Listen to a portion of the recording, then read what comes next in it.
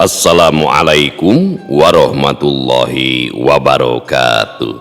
Sampurasun wargi dulur baraya sadayana tepang dangudi sareng simkuring Mang Ian Kidemang Gunung Halu tia geningan anu kasepnya cekma dina acara anu maneh nyaeta dongeng Sunda. Dongeng zaman kiwari ala kiwari anu nyarioskeun lalakon kahirupan mangsa bihari atanapi kabaheulaan. Kumaha dararamang bala wargi sadayana atau mugi aya dina ginanjar kawilujengan rahayu berkah salamet amin ya Allah ya rabbal alamin.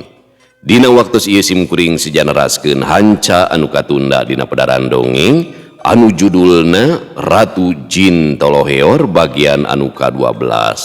Ieu panginten ngalereskeun deui nya dina akun kisah tanah Sunda bala warginya anu tangtosna kapungkur mapan dina ngadongeng teh kondisina kirang raoseun sisi jalan raya ganengnya terason katna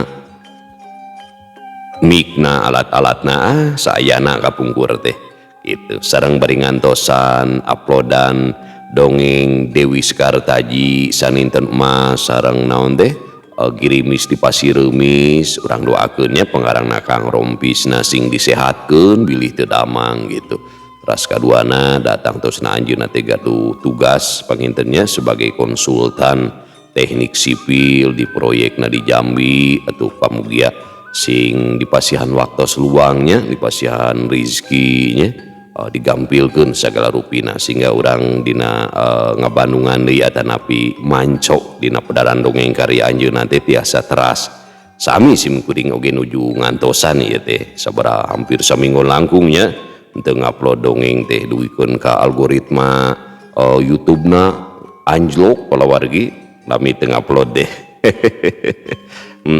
Kumaha atuh salajengna ieu lalakon Ratu Jin Toloheor teh ulah ka mana-mana tetep manco di channel YouTube-na Dongeng Sunda Mang Ian. Tah aya dongeng engal dina akun YouTube nu sanesna nyaeta YouTube Kidemang Gunung Halu nyaeta naon teh Rajapati eta karya Kang Cepi Setiawan tiasa dibujengannya pada wargi sadayana upami dina kisah tanah Sunda mah nuju ngeureuyeuh si buntung jago tutugan karya Bapak Sukanda. Kumaha salajengna ieu lalakon Ratu Jin Toloheor hayu urang sami-sami ngabandungan jejer caritana nya kade ulah hilap ulah di like di komennya sareng ulah di skip iklan ada di dinya kan pemasukanana ari kamu mun eueuh iklan moal menang duit dina YouTube teh jang meuli kuota pan abi masih sileuweung jauh ka ditu ka dieu mobil ge teh asup motore hungkul bari jalan teh butut teh komo mun leueur wae mun hujan mah leueur teh jalan batu taneuh beureum nyalalawe ai kamu nya tah tiasa kana nomor dana ieu 2000 we saurang lumayan pan bisa meuli kuota. Supados tenyang kolong tingkana waktos ayo urang sami-sami ngalajengkeun ieu lalakon Ratu Jin Toloheor bagian anu ka-12 mangah kaparayun sadayana wilujeng ngadangukeun prung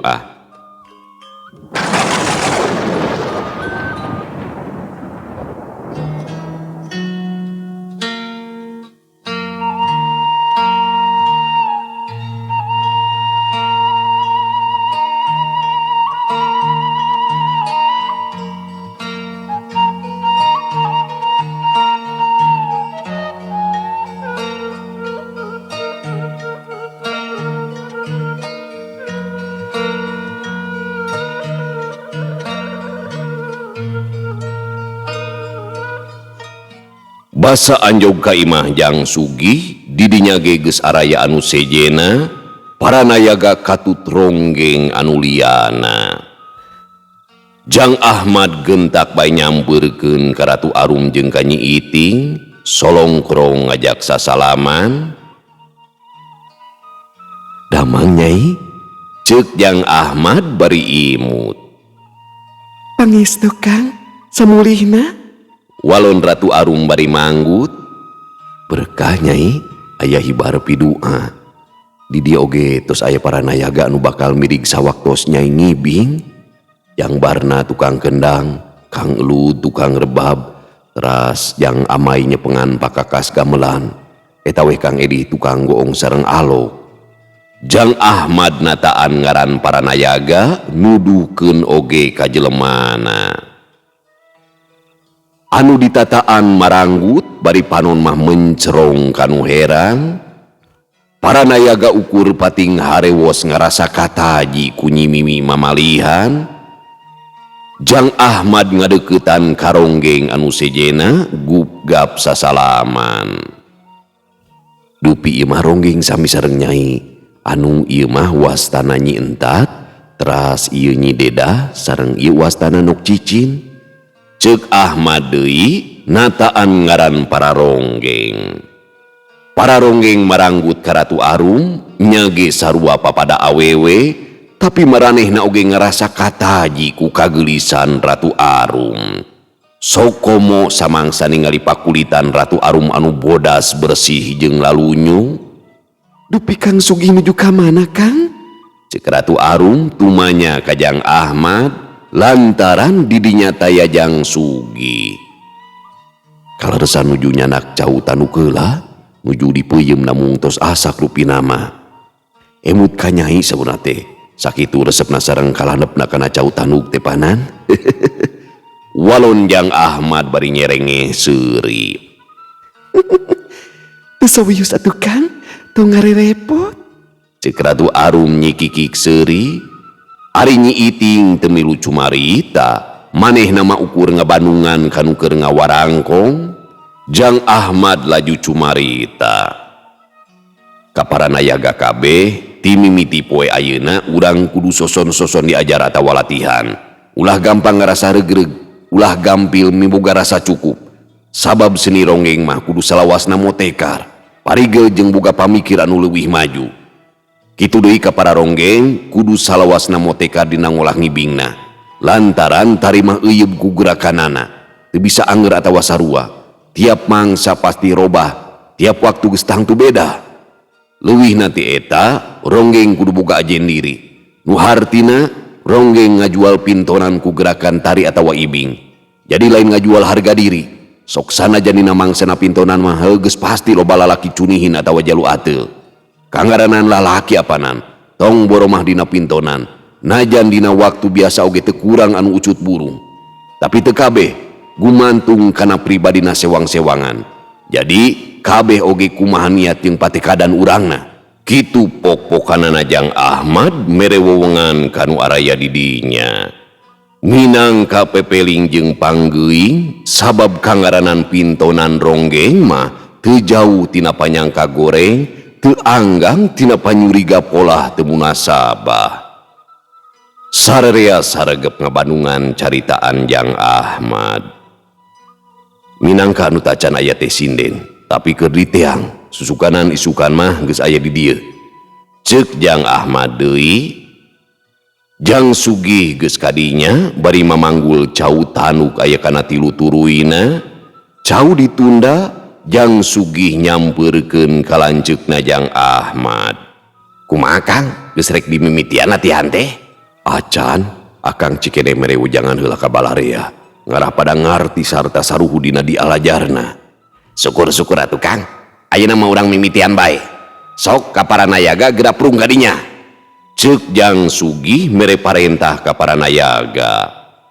Dimimitian ku sora rebab anu ngageunggeuyik, disambut ku sora gamelan anu disanggap ku geplakna sora kendang, diantebkeun ku sora goong. Paranayaga pamiri geus pada maher kana pakakas cekelanana, lantaran kabeh oge para incuna pamiri ronggeng cahaya sumirat geus tangtu miboga pangabisa anu luhur. Anu kagiliran latihan minton kahiji teh nyaeta Nyi Entat, awakna jangkung leutik, ari pakulitan hideung santen. Rengkenek Nyi Entat ngarengkenek, ngan edas leungeuna hareuras kene, japlang kawas babegig di sawah, pon kitu deui ramu-ramuna hareuras. Heup heula pamirig eureun, ceuk Jang Sugih nitah eureun heula ka pamirig. Jang Sugih nyampeurkeun ka Nyi Entat. Nyai, tong ditanagaan eta leungeun teh, leuleuskeun bae. Ka asup di eta ramuna kudu laleuleus samangsa keupat. Tong ngarasa karagok ngarah ninca kana wirah mana. Kitu ceuk Jang Sugih mere nyaho ka Nyi Entat. Jang Sugih kacida apalna kana gerak tarima lantaran manehna mah ngulik sok sanajan tara minton oge. Nyuk semangga Kang. Tembal Nyi Entat ponok, kangaranan latihan atuh hiji kawajaran lamun aya nu salah teh. Nyi Entat ngarengkenek deui dipiri ku para nayaga. Sanggeus sababaraha kali dibebener ku Jang Sugih, gerakan Nyi Entat geus kawilang lumayan hade, sok sanajan awakna can laleuleus pisan. Ari kagiliran anu kadua nyaeta Nyi Dedah meh sarua jeung Nyi Entat, tangtungan Nyi Dedah jangkung leutik pakulitan hideung santen. Nyi Dedah ngarengkenek dipiri ku para nayaga, gerak ibingna kaciri luwes teu karagok, dina gerakan gulung leungeun kacida hadena nincak wirahma, ngan sukuna kaciri gebed teh kawas anu berat samangsa ngalengka. "Pamiri geureun heula," ceuk Jang Sugih terus bae nyampeurkeun ka Nyi Dedah. "Cik Nyai, eta samping logoran heula, ulah teuing ngabakutet kana awak, kahandapna neungah bitis ulah ngagupai kitu. Sabab bakal ngagokan samangsa ngalengka." Jang Sugih mere wewengan ka Nyi Dedah. Mangga Kang, ke sakedap urang lereskeun heula sampingna. Ceuk Nyi Dedah terus bae memener sampingna. Ari Ratu Arum teu baca carita ukur nengetan kanu keur latihan tari ronggeng. Sanggeus sababaraha kali ngarengkenek ngibing, suku Nyi Dedah teu gebed teuing kawas mimiti. Nu kagiliran katilu nyaeta Nok Cicin, awakna ngareusi, pakulitan bersih sok sanajan teu kawas Ratu Arum. Nok Cicin bisa kasebut pantes jeung geulis keur ukuran di lembur mah. Samangsa ngarengkenek ngibing, gerakan Nok Cicin teh kawilang hade, awakna laleuleus, kitu deui samangsa ngalengka, sukuna harampang teu kaciri gebed atawa kararagok. Jang Sugih oge ukur ngageunggeureurkeun sautak saeutik, ngan Nok Cicin can bisaeun ngakitek, cangkengna hareuras keneh, tapi najan kitu mun seug mineng dilatih mah pasti bakal tereh bisa. Samemeh Ratu Arum kagiliran latihan minton, Jang Sugih cumarita heula. "Ka para nayaga, Nyi Mimi mah geus kacida maherna dina widang ibing ronggeng. Jadi pamirig kudu nuturkeun gerakan Nyi Mimi. Tah, engke dina ibing pangalmui, pamirig kudu ancad laer. Anu hartina teu gancang oge teu kendor. Tuturkeun bae anu ngibing. Jadi kieu, ieu gerakan teh minangka kojona, sabab kuring ge kakarek ningali basangan yang ka imah Nyi Mimi. Sok sanajan kancara medar geus kawentar, can tantun diboga gerakan pangalmui. Heuh sok ayeuna mah geura prung." Ceuk Jang Sugih mungkas caritana. Basa pamiri geus kadenge, Nyi Mimi gentak ngarengkenek ngibing, awakna anu sampulur gademol teh ngagiplek. Gerakanana kacida hadena nincak kana wirahmana, para nayaga ukur pating polohok ningali Nyi Mimi anu keur ngengklak teh. "Bangkeng, bangkeng," dumadakan kadenge sora goong kerepna keranan kaluar tina tetekon. Puguh bae pamirig anu sejen teh ngadadak repe, ngarasa kaget ngadenge sora goong salah mangsa. Sora goong terus bae disada, ari jinisna meh teu ngicep nutup ka Nyi Mimi. Keke, ari si lain kunaon Edi? Nakol goong nepikeun ka ngangkleng teu puguh judulna eta. Ceuk Jang Sugih muncereng ka Edi. Puguh bae Edi teh ngagurubug. Manawi panangan niliniun ieu teh. Aduh. Walon Edi beungeutna beureum awahing ku era.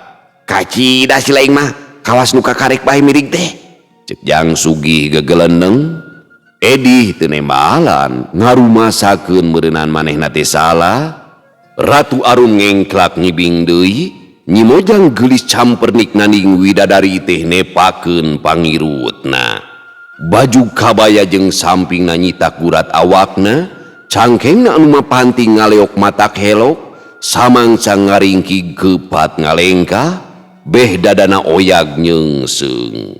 Sakabeh panon tamplok paneutupna ka Ratu Arum. Aduh, kadenge amai ngoceak bari ngerepeng, sungutna niupan jempol leungeunna. Pamirig ngadadak jempe anu keur ngibing-ngilu cicing, kabeh ngareret ka amai anu keur pupuringisan. Ari amai meureunna nompo teuing kanu donto, jempolna telat ngejatina gamelan, puguh bae jempolna katinggang ku panakolna. Kunaon deui si laing teh amai? Asal loba pacarekan pisannya. Ceuk Jang Sugih geug-geui ka amai. Hapunten sun, telat ngejatkeun jempol manawi.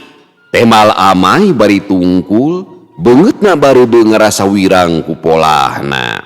Jang Sugih ukur gogodeg, asa helo ku polahna yagana. Sok ayeuna mah kudu saregep kabeh, ulah cileureun malaweung ka mana badeosna. Ceuk Jang Sugih deui mere pepeling. Ratu Arum ngengklak deui, awakna luak leok badis kapinis karek mileupas. Imutna ngakelenyu matak niruk jajantung, rindat soca cureuleuk ngadilak matak tibelat. Awakna semudoyong marengan kadua leungeunna maleber julang ngapak. Ratu Arum ngalengkah ngaringkig lalaunan. Samangsa awakna centang sumudoyong ka tukang, panonna ngadadak meletet badis nganti pamahugi, imbitna ngakeang pangalmuih ngaced dicentok-centok. Puguh bae para lalaki teh ngadadak awakna paranas tiris, hatena pating sarblak kawas nyurang kudunan. Matana baruncelik sungutna calawak kawas katulah kejo, sorak kendang ngadadak ngalaunan, anu akhirna mah ngaleungit teu kadenge. Ratu Arum anu keur ngaced centok bogoh teh ngadadak eureun, panonna ngareret ka tukang kendang.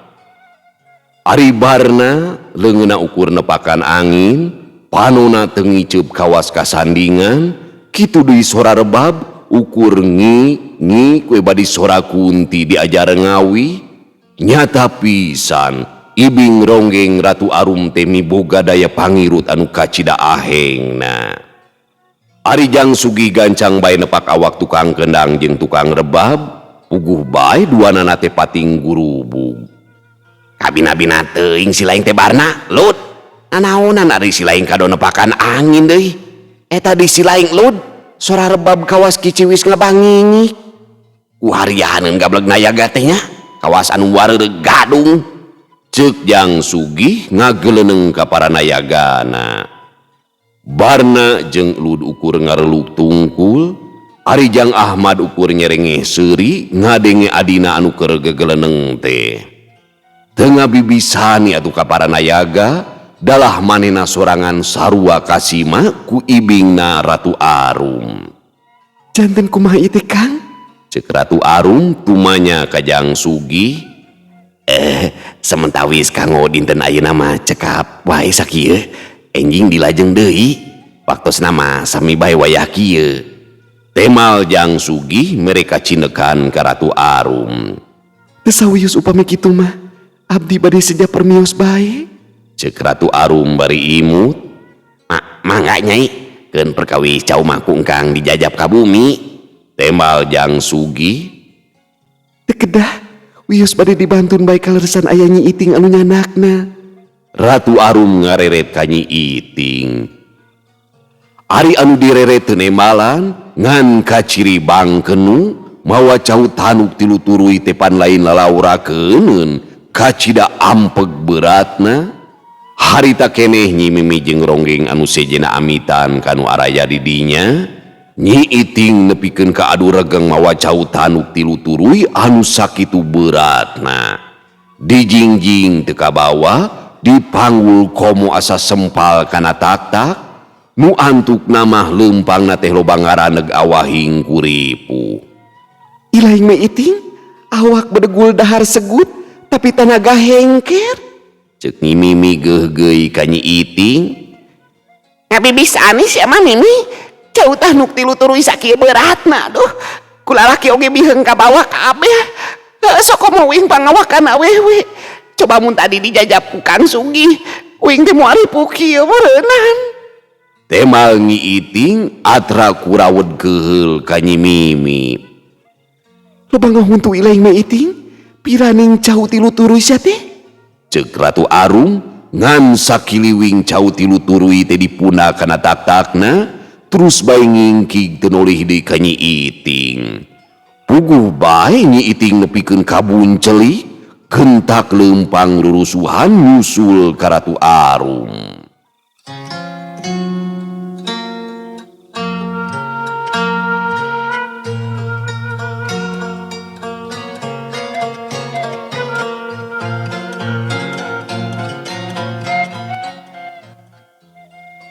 Kacaturkeun deui Jang Sugih jeung Jang Ahmad uplek ngobrol jeung para nayagana.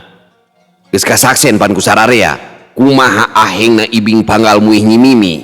Kuring geus ngomong leuwih ti heula. Lamun ibing Nyi Mimi moal aya nu mapakan, sok sanajan kurongging kancar medar anu geus kawentar.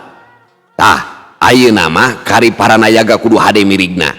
Keun perkara sinden mah isuk atawa pageto bisa datang ka dieu. Nyaeta Nyi Rere urut juru pantun ti Kademangan. Kitu ceuk Jang Sugih mere di wewengan ka para nayagana.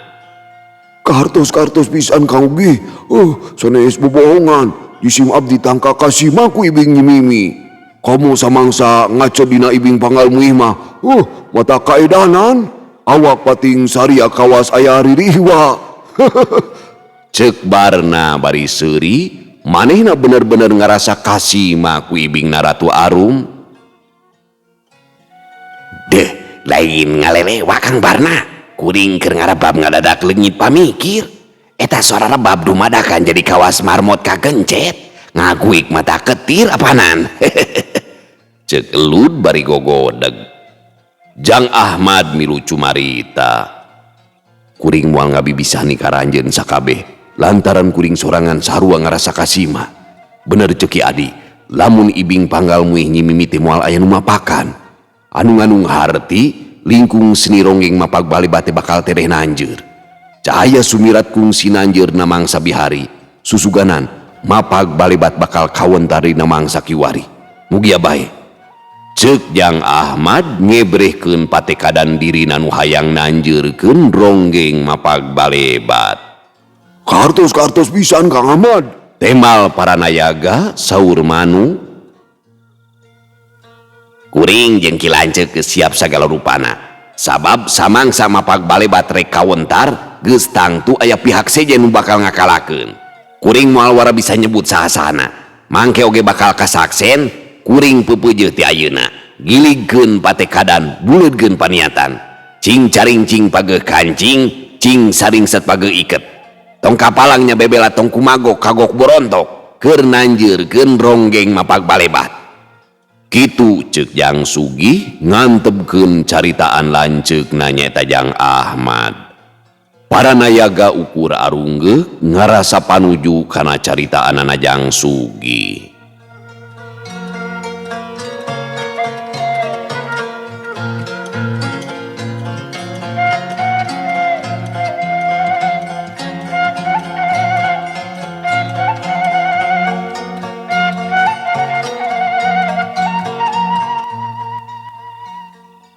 Kocapkeun kayaan Kusnadi anu tatu balas diobrot muning edan.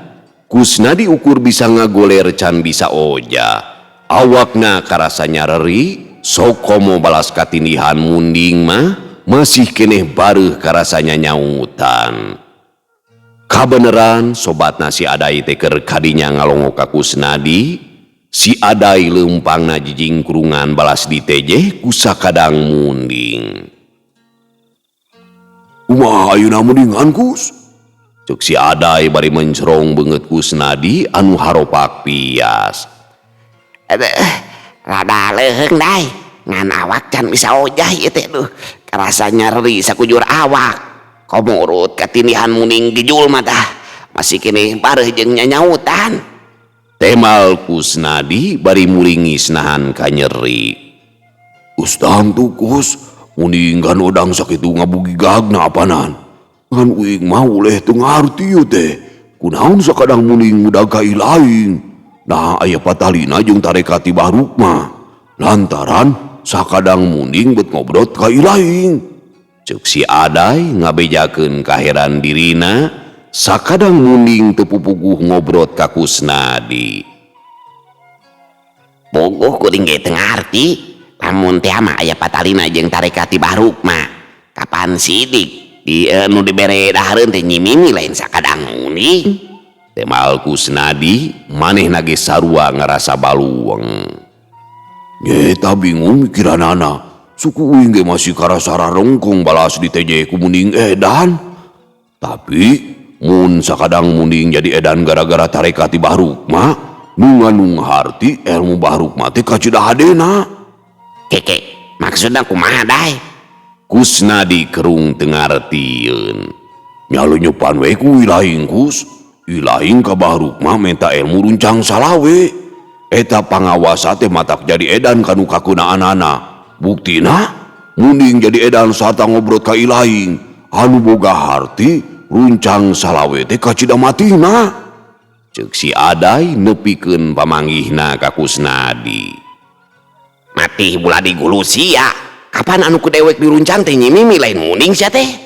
Panon Kusnadi muncereng ka si Aday. Nya. Jadi salahna di mana ieu teh? Si Aday nyerengeh seuri. Salah nama muning dijul ngobrot dewek. Panto imah tanggaruja dapanan. Awak ripu jaba ngelaman tatu deh. Walon Kusnadi keheul ku hiji kudua. Palang siang Bahrukma teh salah parahancanya. Cek si Aday deui bari ngusapan tarangna. Salah paranca kumaha si laing teh? Nya salah parahanca nu kuduna nyebut nyimimi jadi nyimuning. Minggeus lah ngobrol jeung si laing mah matak paeh molotot teh leun. Panon Kusnadi tangka buncelik mun seug teu keur gering mah suku si Aday teh geus dibajeg manten. Ayeuna mah cing tere cagur. Urang ini teh kakiara saning nepungan aki entur. Cuk beja mah aki entur miboga ilmu pelet sinjang reret. Tuh kudu make dahareun. Cukup we diawurkeun cai hareupeun imah bikang anu dituju. Pasti bakal kabandang. Sokomo ayeuna mah nyimimi teh pantereh jadi ronggeng. Bakal loba jalu anu kapincut. Jadi ronggeng kumaha si laing teh? Montong ngacapruk sia bisi dicangkalak eta sungut teh. Uing mah ngomong sabenerna Kus. Nyimimi dicokot ku Jang Sugi jeung lancukna Jang Ahmad pikeun jadi ronggeng. Tah ti poe kamari nyimimi geus ngamimitian latihan di mana Jang Sugi. Apal sote ti Nyi Iting sobatan nyimimi. Kabeneran tadi papanggih di jalan. Nyawe ngobrolkeun nyimimi anu jadi ronggeng. Kitu cek si Aday ngabejakeun ka Kusnadi lamun nyimimi tereh jadi ronggeng. Ngadenge kekecapan si Aday, hate Kusnadi ngaheab panas, geus kabayang ku Kusnadi lamun nyimimi jadi ronggeng geus moal sulaya deui. Loba jalu anu bakal katarik ati kagendam rasa ku nyimimi anu sakitu sampulur gademol matak moho anu nenjo. Hate Kusnadi bati ngageremet hayang tereh cager rek neangan deui tambah.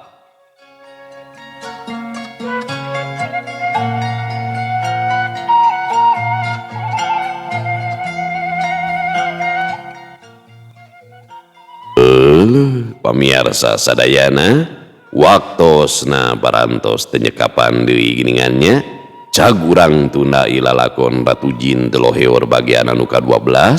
Insyaallah kin urang lajengkeun dina episode anu ka-13. Bobot sapanon carang sapakan cag urang tunda di Hanyuang siang urang teuneun di handeuleum sieum paranti nyokot ninggalkeun mangsa datang kasambeur deui.